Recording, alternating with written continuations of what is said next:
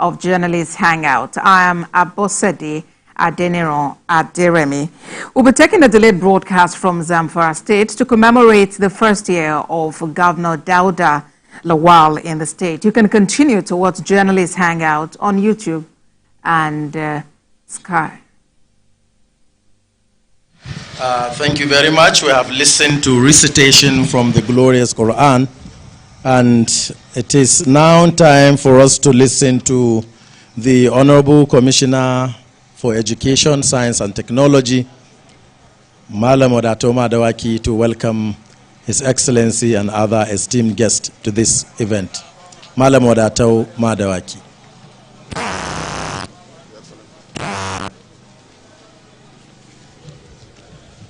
A'udhu billahi minash shaitanir rajim. Bismillahir rahmanir rahim. Your Excellency, the Executive Governor of Zamfara State, Dauda Lawal, Gusau. Your Excellency, the Deputy Governor, Mani Malam Mumuni Masamar Mudi Mutawallam Bukuyum. The distinguished Senator of the Federal Republic of Nigeria, representing Zamfara Central Zone, Ikra Aliu Bilbis. The Speaker, Zamfara State House of Assembly, Right Honorable Bilyamin Ismail Moriki.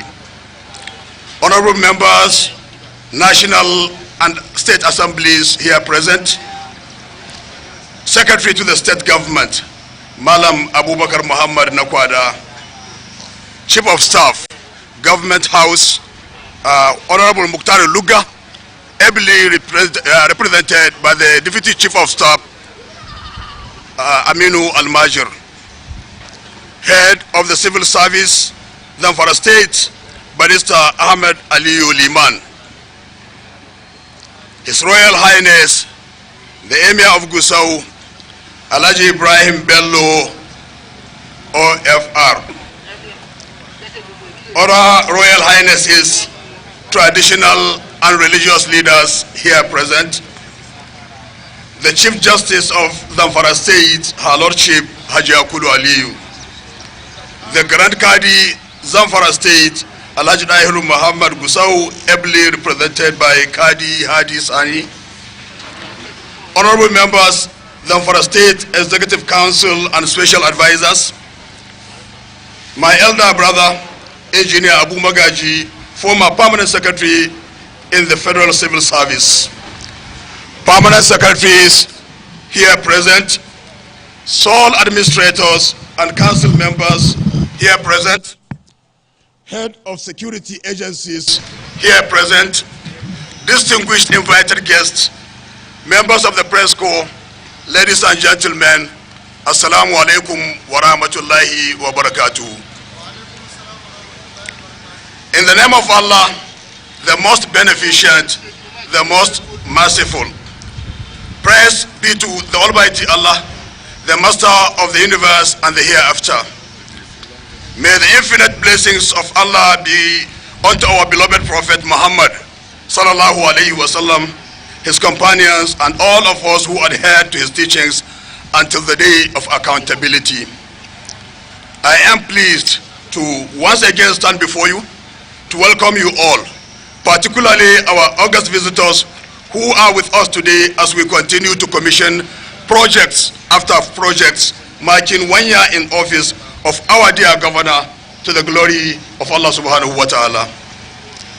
In our series of projects unveiling, I wish to state that we have gathered today in company of very important personalities under the leadership of His Excellency Amin Tachenja Agoran Talakawa, the Executive Governor of Zamfara State, Dauda Lawal, to commission the Gusau Angaya School, which is the third one in the series of the 3 schools that were constructed across the 3 senatorial zones of our dear state.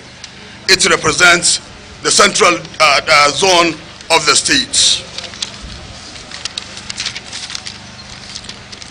I would like to recognize the presence of His Excellency, the Executive Governor of Zamfara State, Dauda Lawal, Gusau, on this auspicious occasion of the commissioning of Gusau Angaya School.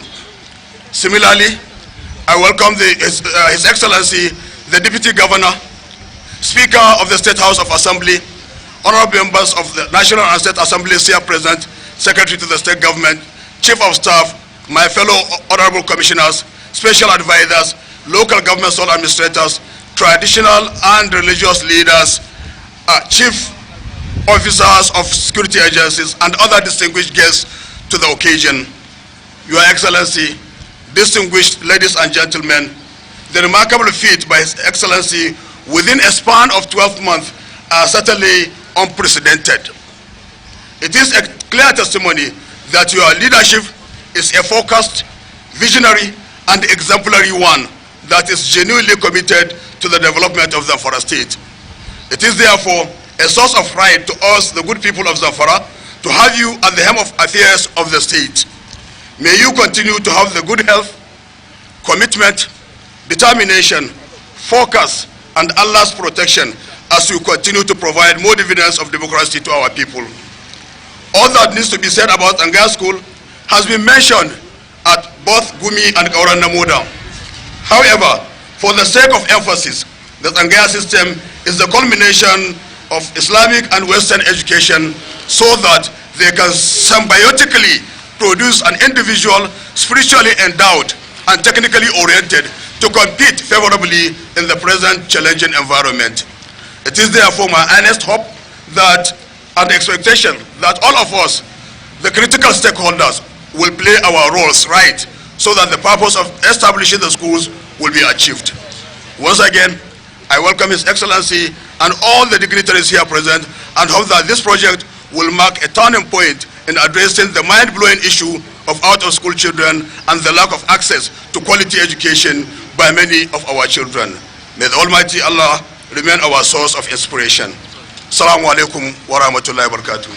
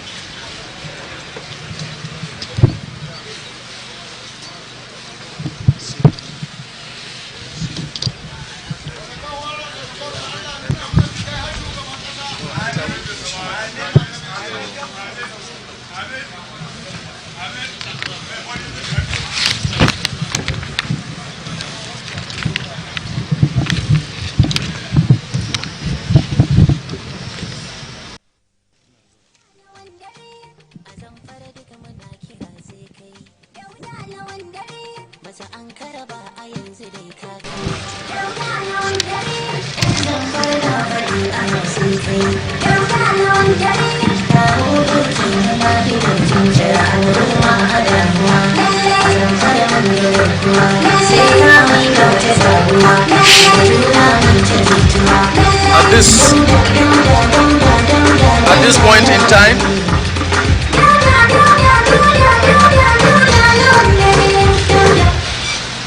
may I now invite His Excellency Dr. Dauda Lawal, the Executive Governor of Zamfara State, to present his speech. Your Excellency, sir.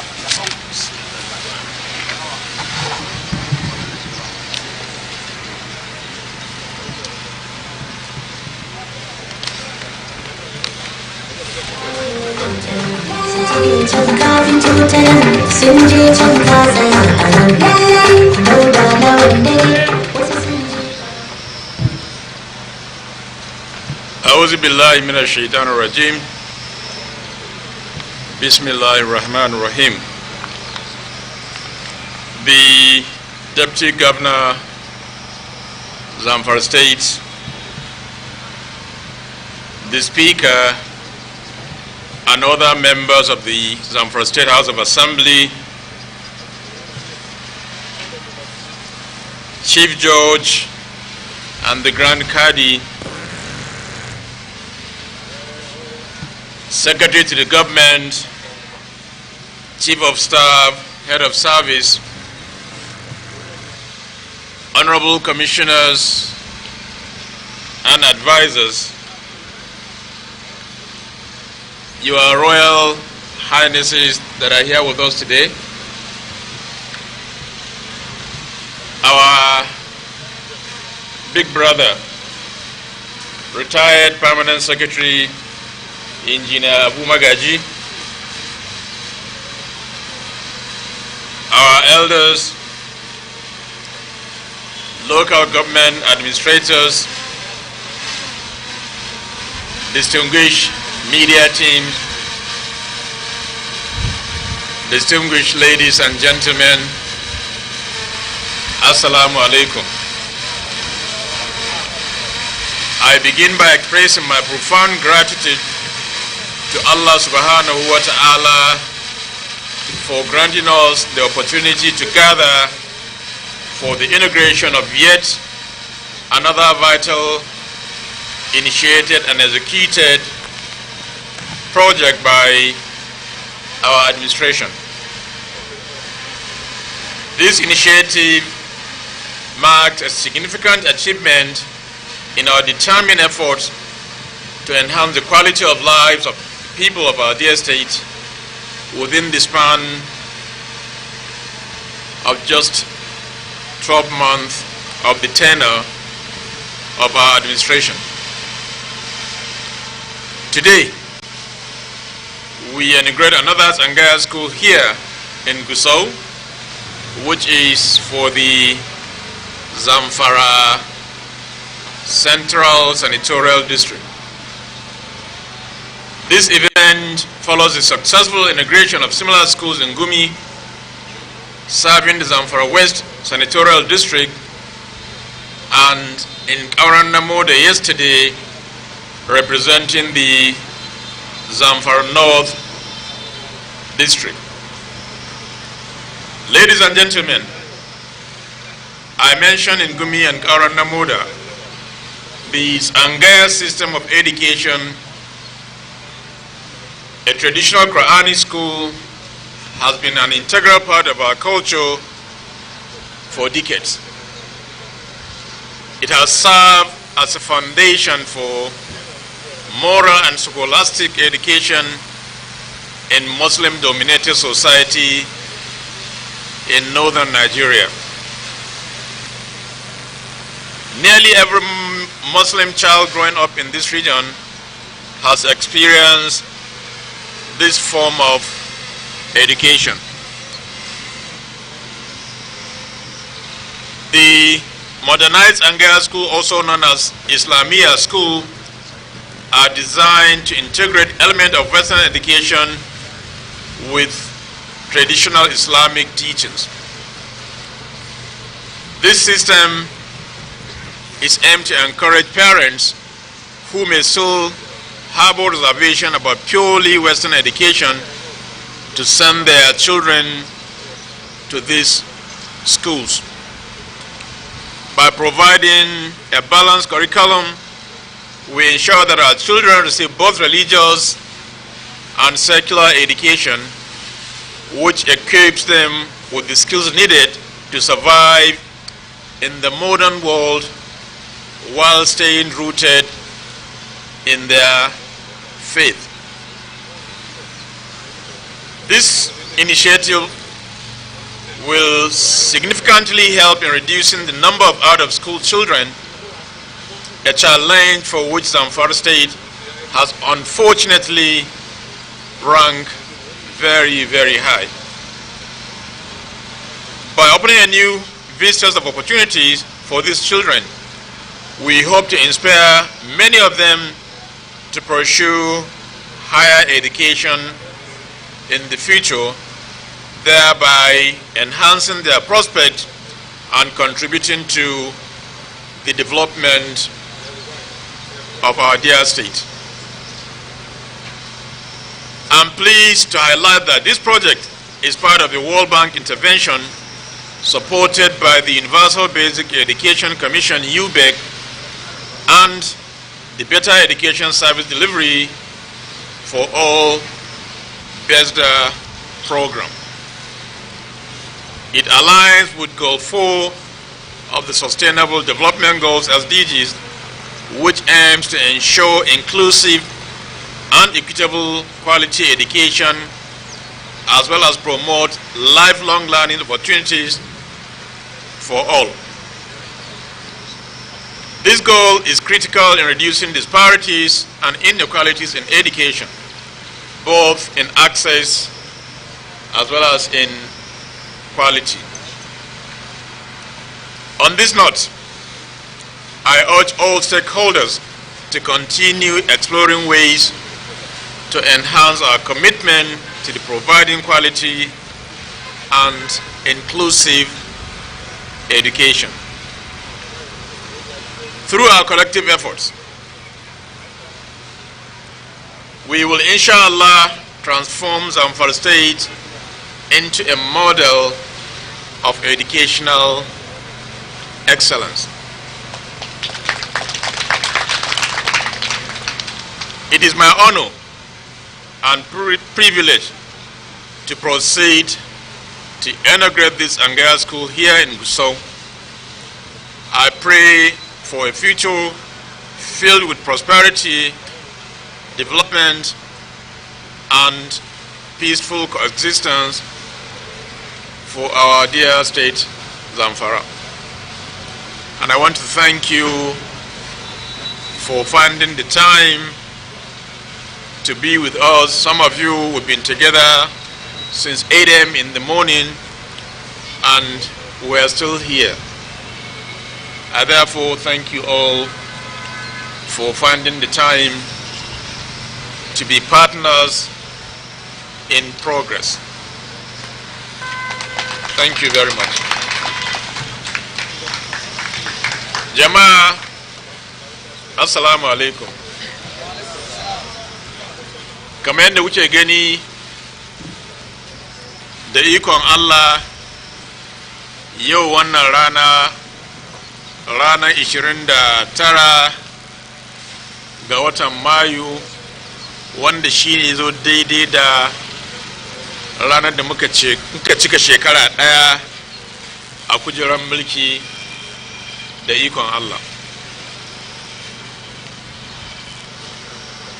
Kwana uku da suka wuce mun je Gumi, mun kaddamar da irin wannan makaranta a wancan senatorial zone.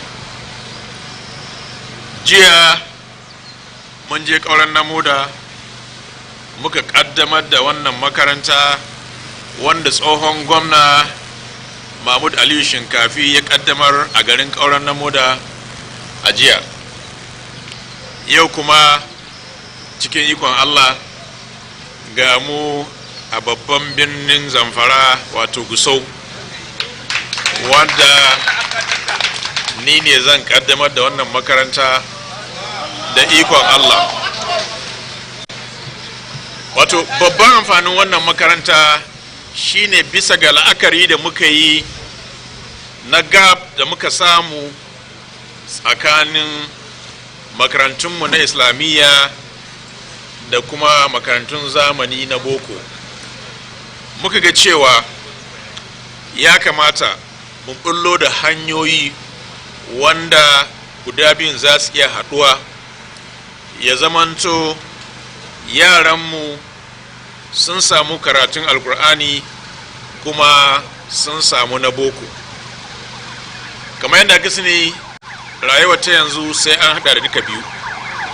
Saboda haka mun yi wannan ne don mu samu wannan haɗin kai a tsakani, yadda za mu iya horon yaranmu da nan gaba in sun ƙare su samu wasu ayyuka da za su yi, wanda kuma da ikon Allah za su ci gaba da dogara da kansu.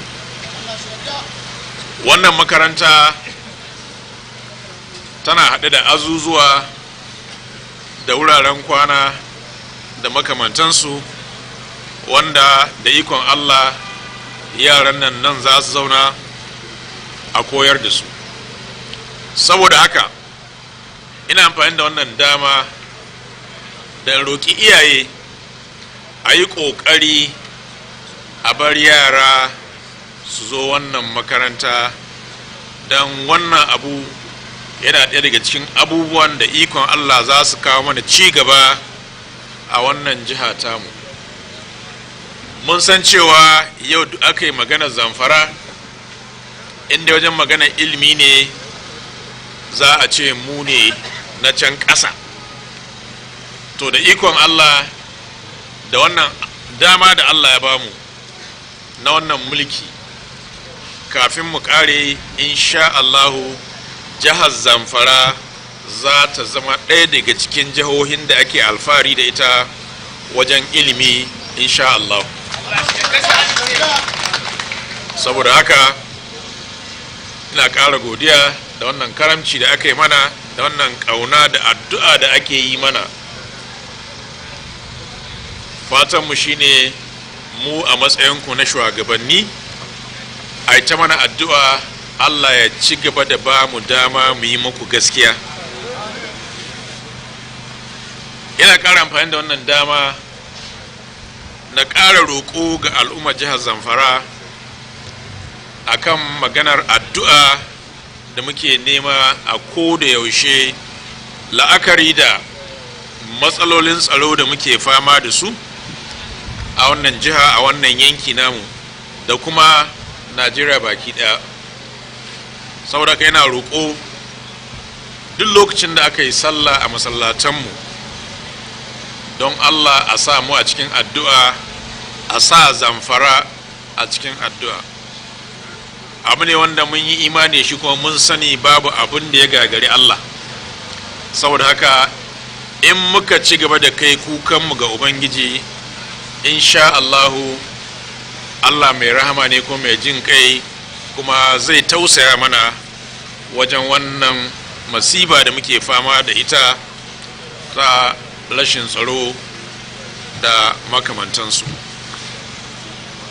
Kuma kullum ina roƙo ga Allah,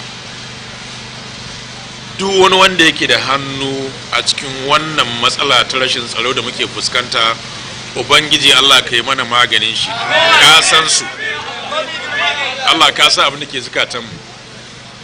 Muna roƙonka, kowaye, komin girman shi, komin mukamin shi, komin talaucin shi, Ubangiji Allah ya karya shi, Allah ya tona mashi asiri, Allah ya kaskanta shi kowane ne. Masu shiriwa Allah ka shirya su, wanda ba su da tunanin shiri, Ubangiji Allah ka yi mana maganin su. Ka san su duk inda suke. Saboda haka ina ƙara godiya. Assalamu alaikum.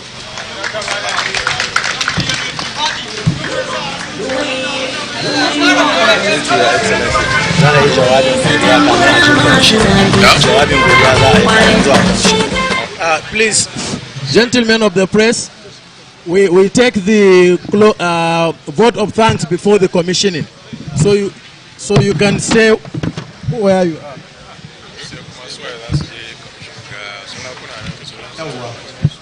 Kamar yadda aka yi jiya, ba kowa da kowa ne zai bi mai girma gwamna zuwa wannan ba. Don Allah duk wanda ya san bai kamata a gan shi wurin ba, ya san kansa, don Allah kada ya je, ba sai mun ambata ba. Duk wanda ya san ba wani abun da zai je yi gurin, don Allah ya tsaya inda aka ce ya tsaya. Zan gayyaci Sheikh Dr. Atiku Balarabe Zawiya domin ya gabatar da jawabin godiya akan wannan karimci da mai girma gwamna ya yi a wannan wuri. Sheikh Dr. Atiku Balarabe Zawiya Gusau, za ka hada da nan da kusa da nan, kusa da nan. أعوذ بالله من الشيطان الرجيم. بسم الله الرحمن الرحيم. اللهم صل على سيدنا محمد الفاتح لما أغلق والخاتم لما سبق ناصر الحق بالحق والهادي إلى صراطك المستقيم وعلى آله حق قدره ومقداره العظيم. ورضي الله تعالى عن أصحاب رسول الله صلى الله عليه وسلم ولا حول ولا قوة إلا بالله العلي العظيم يا همة الشيخ حضوري لنا بهذا المحضر ولتعطفي بنظرة تأتي لنا بالظفر. بسم الله الرحمن الرحيم. shugaba mai girma gwamnan jihar mu ta Zamfara Alhaji Dauda Lawal, shugaba mai girma mataimakin gwamna mai martaba sarkin Katsinan Gusau, sauran sarakuna masu girma, kwamishinoni da duk abin da ya kamata ya na gaisuwa, assalamu alaikum wa rahmatullahi ta'ala wa barakatuh. Your Excellency, muna taya ka godiya Allah na wannan muwafaka da Allah ya maka. Allah na cewa alladina yamakkana fil ardi aqamus salata wa atuz zakata wa amru bil ma'ruf wa nahaw anil munkar walillahi aqibatul umur. Su mu'minin su ne wanda ke mun ba su mulki a cikin ƙasa, abinda za su farawa shine za su tsaye da sallah, su ba da zakka, su yi horo da alkhairi, su yi hani ga mugun aiki. Allah ya ce to kuma ƙarshen al'amari mai kyau na ga Allah, wato bushara ce suka yi haka za su samu kyakkyawan ƙarshe duniya da lahira. Muna taya ka godiya Allah da Allah ya sa ba kai na 'yan zamani ba aka damu da duniya, aka yi tabbatun sashen addini wanda shi ne lahira. Malamai na ta yadda dinu lam yakamul fala kanatin duniya. Komi yawan duniya da girmanta 'yan addini bai cika ba, Allah a wadannan duniyar da aka samu. Your Excellency, ka yi aiki cikin shekara guda, kai ka ce shekaru 10 wani abu ne kai kana wannan aiki. Allah Ubangiji ya saka maka da alkhairi. Amma kuma sai ya zama ka muhimmantar da addinin ka shine ilimi. A kamus salatu in babu ilimi, sallah ba ta tsayuwa. Sai ka yi makarantu alkur'ani na tsangaya har guda 3 a dukkan sasannin wannan jiha tamu. Kuma ga da kanka kake zuwa kana budewa saboda nuna muhimmancin abu nan da gaske kake yi. Dama an shirye ka cewa komi kake da gaske kake, in ba za ka yi ba za ka yi ba. Allah ya saka maka da alkhairi. Duniya ta zo ana yaƙa almajirai na alƙur'ani, shi ko shine asalin girman duniya da lahira, ƙur'anin nan. Kuma Allah ya sa ƙasar mu duk inda kaga wani madaukaki, musamman sarakunan mu da alƙalai da limamai, wala almajiran tsangaya ne. Ga masu martaba nan kakanni abin da ake cewa almajiran Shehu Usman. To haka da kake haka za a yi maganin bara. Dan Shehu Dauda Bauchi ce ba abin da ya haɗa Qur'ani da bara in ba tilas ba. Da za a ɗauke musu dukkan nauyi ba za a koma gada almajiri na bara ba, kuma sannan zai san girma ne, girman abin da yake ne. Yanzu ga irin wannan gini ce ka shi fi sabilillah, ka ba zawiya, ka ba tsangaya, dan me dan ƴaƴan musulmi su koyi addini, su koyi alqur'ani. Allah ya saka maka da alkhairi, Allah ya karban maka wannan ayyuka da kake yi, albarkan manzo Allah sallallahu alaihi wasallam. Muna gabatar da kyakkyawar godiya zuwa gare ka, amma kuma godiya ba ta hada mai tuni. Your Excellency, cikin aikin da akwai masallaci wanda a zo a yi karatu, kuma a je a yi masallaci a ɗabbaka karatun da aka yi. Madama ka ce za ka yi, mun san tun da ka ce za ka yi, insha Allah za ka yi, Allah ya taimake ka. Sannan ga tsarin akwai gidan malami, don ba a kawo almajirai ka zuba ka tafi gida a kwanta, muna tuni da wannan. Sannan kuma ko cikin tafsiri da ce an ce za a ciyar, ba musulmi mu za mu ciyar ko kai za ka ciyar, da aka bai abin ciyarwa shi ya kamata ya ciyar. Muna tuni da wannan. Allah ya saka ma da alkhairi, Allah ya sa a gama lafiya, Allah ya tsaya ma da ka tsaya mana albarka annabi sallallahu alaihi wasallam, Allah ya sa a gama lafiya, Allah ya karba. Assalamu alaikum wa rahmatullahi ta'ala wa barakatuh. To Sheikh Dr. Atiku Zawiya, kana jawabi mai girma gwamna yake cewa a dai bari sai ka shiga kaga abin da kenan. Wataƙila ba za ka yi magana ina malami zai zauna ba, akwai wurin malamai, akwai wurin ɗalibai da wurin hutawarsu da makewayi, ba dai abin da babu sai abin da ido ya gani in an shiga. Da wannan zan gayyaci mai girma gwamna Dauda Lawal domin ya jagoranci bude wannan katafaren wuri da aka yi na tsangayar karatun alkur'ani mai girma. May I now invite His Excellency to formally commission this particular Quranic integrated Almajiri Education Center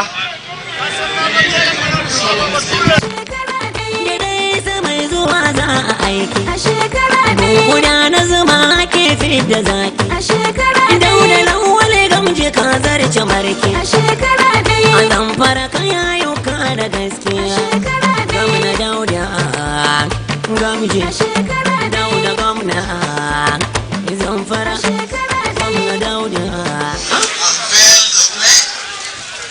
Let us listen to His Excellency. Emir of Gusau, please go closer. Emir of Gusau should have a place there. Bismillahirrahmanirrahim. Commissioning of Al-Madri Integrated Quranic Education Center, Gusau, by my humble self, Dr. Dauda Lawal, Executive Governor, Zamfara State, on this day, May 29th, 2024. Thank you.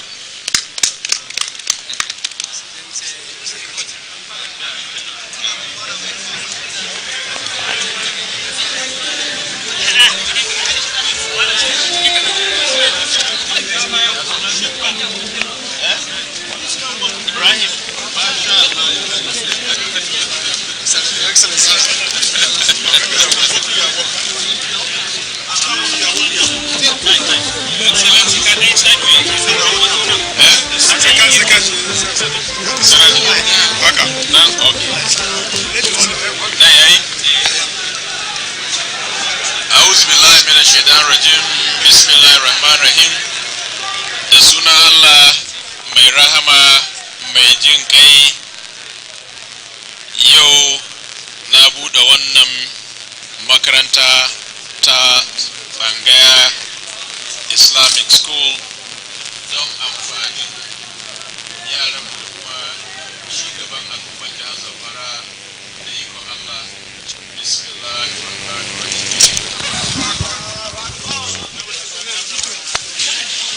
Distinguished invited guests, His Excellency has already cut the tape and he is now moving on to his edifice.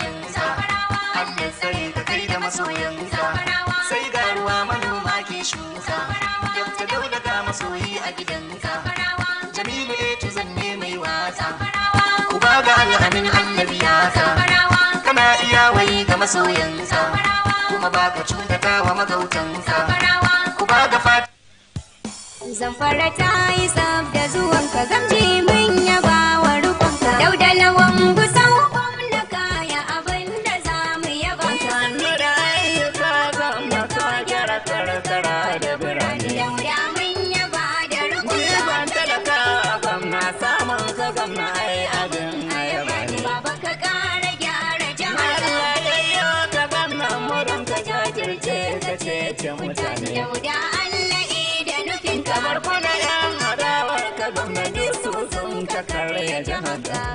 08035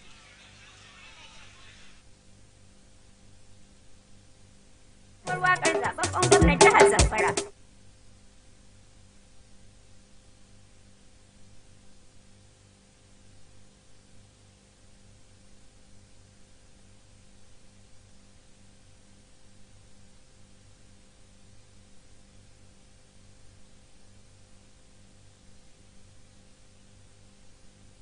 Kotu mun ka da dodo ga ƙasa mun haraji. Alhamdulillah ko yanzu mun ta kotu mun ka da kato. Ga ƙasa mun haraji. Mun ka da kato garba mun ka da kato. Dauda kotu ya ka da kato. Gobe da zane sai mun yi rini da kato. Dauda kotu ya ka da kato. Bayan garu yanzu sun saba. Girma ya ka balle a yau batun girgawa.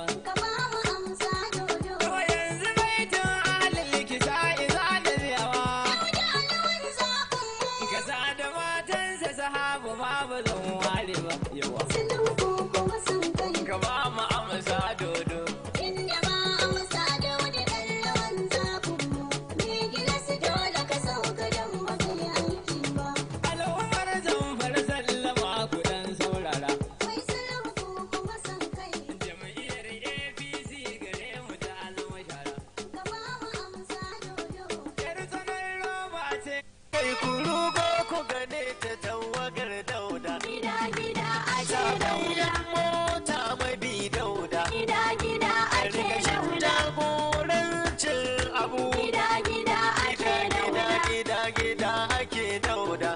gida ake dauda. Gida ake dauda. Gida ake dauda. Manya da yara na dauda. Gida ake dauda. Mata suna faɗin dauda. Gida ake dauda. Aljannu suna dauda. Gida ake dauda. Gusau suna faɗin dauda. Gida ake dauda. Kafe suna faɗin dauda. Gida ake dauda. Yau suna faɗin dauda. Gida ake dauda. Kudan suna ta yin dauda. Gida ake dauda. Namo da sun faɗi dauda. Gida ake dauda. Magaji mun rike dauda. Gida ake dauda. Suna haba dauda. Gida ake dauda.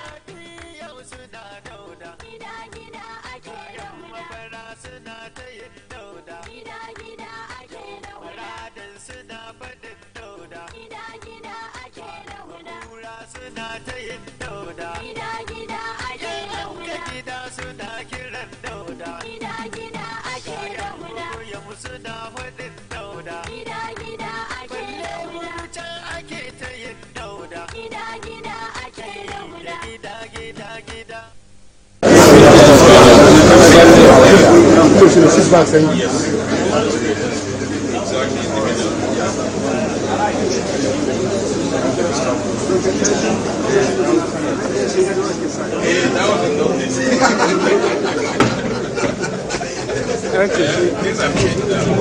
Sorry.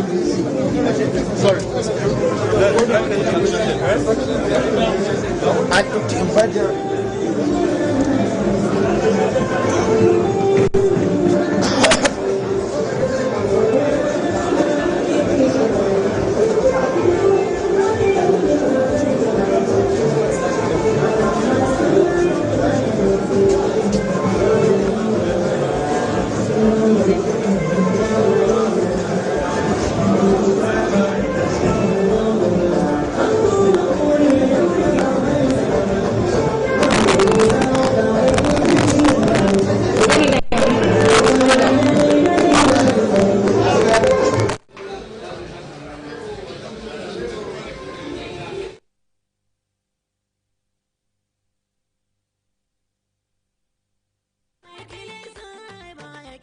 da wake. Masu cin kosai ku bare da wake. Gwamna Dauda Lawan yana yi da gaske. Kai ku masu halin tumaki. Wanda ne ke gin Dauda sunansa jaki. Kun sani ai ba a dumi babu baki. Shi fatauci abin ado ne ga farki. Asadar ku ga Dauda ta zama tutaki. Wata ɗaya Dauda ya fara aiki. Ya mai da Zamfara ko ina ta yi haske. Matsalar talaka duk za ta wanke. Babatun ruwa famfo su ɗauke. Ga su yalzi masu kyau masu zaki. Ga wutar da fana bai da gaske. Gwamna Dauda yake biya kar a ɗauke. Duk matasa to gwamna ya ba su aiki. Dauda ya ce bai san ana roƙe-roƙe. Abun talakawan shi ba ta wuya haƙƙi. Shi ba ya cuta Dauda ko da ta tsinke. Gwamna Dauda jihar ga ya dau mataki. Zai yi aiki da gaske kowansu sun ki. Duk macuta fitar da su daga aiki. Haske mu mun ga haske. A Zamfara Dauda na yi da gaske. Dauda ya mana ayyuka ba kaɗan ba shekara ɗaya. Shekara ɗaya a Zamfara tallaka sun ji daɗi. Mun wanta da Dauda ne gwamna sabo.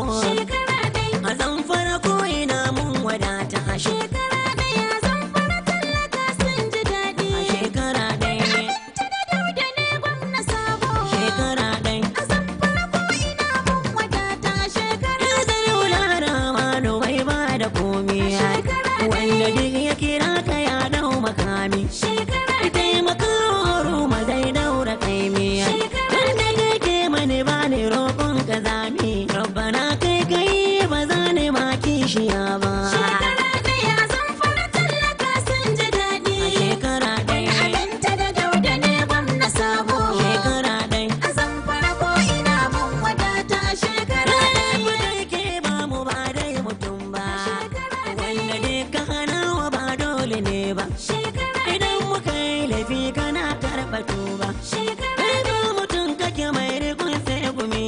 wanda bai haddari ko ya ruwa don mu sha ba. Shekara ɗaya Zamfara tallaka sun ji daɗi. Shekara ɗaya Binta da Dauda ne gwamna sabo. Shekara ɗaya a Zamfara ko ina mun wadata. Shekara ɗaya kama ne in hau mataki. Domin na shirya salati wajen ma'aiki. Mustapha hairin nasa an nuru haske. Alihi wal ashabi manya na gaske. Jalla har tabi aine ban cire ko guda ba. Shekara ɗaya Zamfara tallaka sun ji daɗi. Shekara ɗaya Binta da Dauda ne gwamna sabo. Shekara ɗaya a Zamfara ko ina mun wadata. Shekara asali shawarar haihuwa sai da aure. Kofar gida security na ta kyaure. Yanzu dai Zamfara na ga hannun kwarare. Mai irin Dauda Lawan ashe shi ka kore. Kun ga mun yi dace jihar gaba ko kaɗan ba. Shekara ɗaya Zamfara tallaka sun ji daɗi. Shekara ɗaya Binta da Dauda ne gwamna sabo. Shekara ɗaya a Zamfara ko ina mun wadata. Shekara ɗaya na fice oruma tilas na zauna. In yi baiti ga kai gama mai gidana. Na gwamna kai gama wanda ke taimakona. Oruma kai gama shi ya zamto idona. Yayi manya da damani duk da ban tambaya ba. Shekara ɗaya Zamfara tallaka sun ji daɗi. Shekara ɗaya Binta da Dauda ne gwamna sabo. Shekara ɗaya a Zamfara ko ina mun wadata. Ina tabbatar da duniya na da faɗi. Ko yaushe kai gama shi yake ba da kuɗi. In ya kira ni oruma sai na yi zumuɗi. Daraja ta gwamna gurinsa na kwashi daɗi. Darajar Dauda sai ya bani bai lissafa ba. Shekara ɗaya Zamfara tallaka sun ji daɗi. Shekara ɗaya Binta da Dauda ne gwamna sabo. Shekara ɗaya a Zamfara ko ina mun wadata. Zamfara ga Dauda nan gwamna sabo. Ga gida shirye ba mu kallon gadambo. Ga ruwa teku mai kishi sai ya ɗebo. A kwalliya da husu ya girmi zabo. Kun ga dig mai tsimi ba za ya kin adali ba. Shekara ɗaya Zamfara tallaka sun ji daɗi. Shekara ɗaya Binta da Dauda ne gwamna sabo. Shekara ɗaya a Zamfara ko ina mun wadata. Shekara ɗaya shi ke labewa a bango. Su koruwa cikin su kifi na hango. Babban kashi ai martaba ta shi bargo. Matsayin goma da baya shawa ga rago. Tun daga tekunan ba ma haka rijiya ba. Shekara ɗaya Zamfara tallaka sun ji daɗi. Shekara ɗaya Binta da Dauda ne gwamna sabo. Shekara ɗaya a Zamfara ko ina mun wadata. Iginar bulo ashe mafarin talaka. Ga malami mi za mu yi inda boka.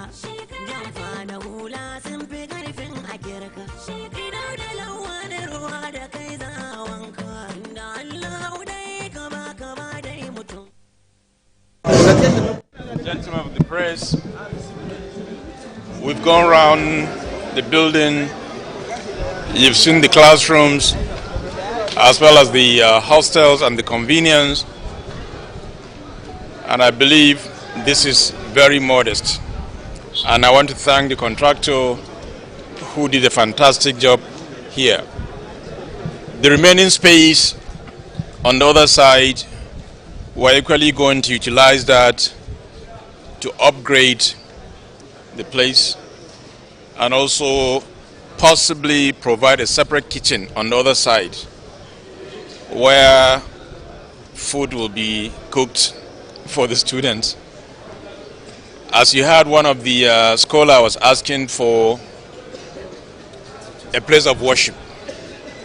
And I believe there is enough place on that side, on my right-hand side, where we will equally do that.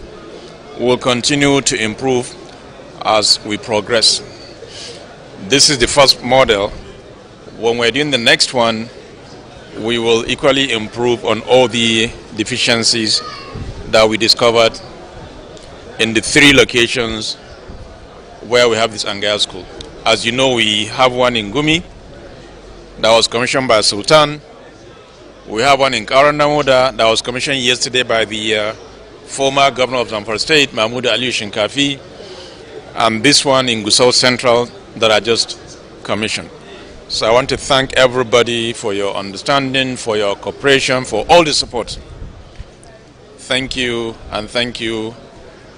May Allah guide us, and we'll continue to do our best to provide basic things for our people. That is the essence of leadership, and that is dividend of democracy. Thank you very much. In the next 4 years, this place will change to a new world. Thank you so much.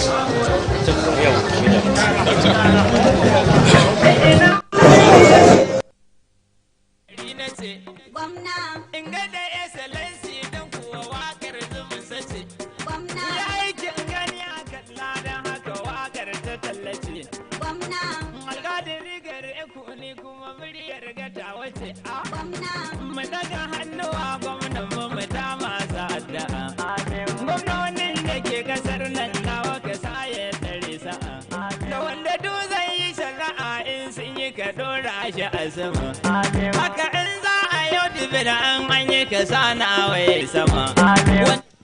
San hasada in yayi ka karya shi ya kasa.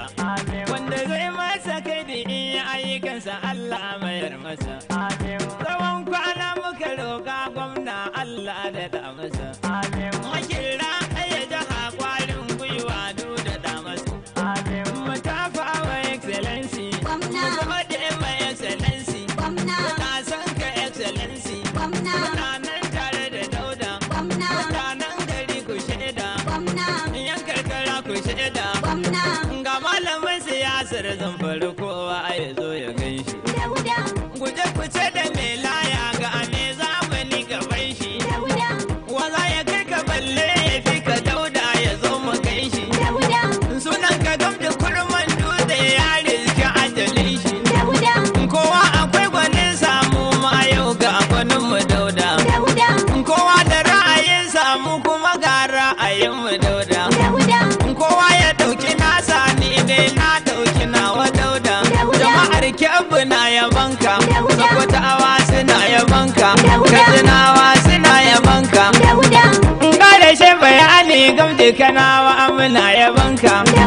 Mata suna yabanka, maza ma suna yabanka, yara suna yabanka, manya suna yabanka, dattijai suna yabanka, gamje matasa suna yabanka, yan mata suna yabanka, matan aure suna yabanka.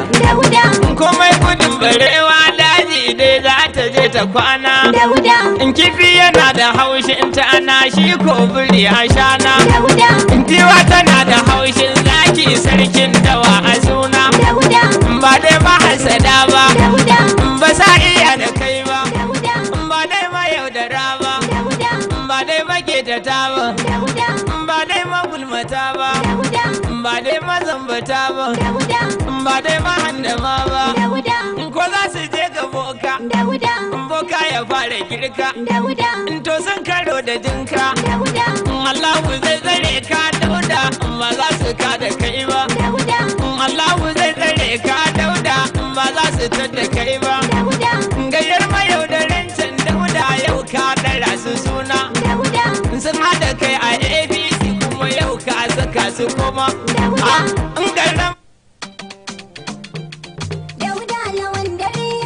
Zamfara duka muna kira sai kai Dauda Lawal dare masa an karaba a yanzu dai ka kai.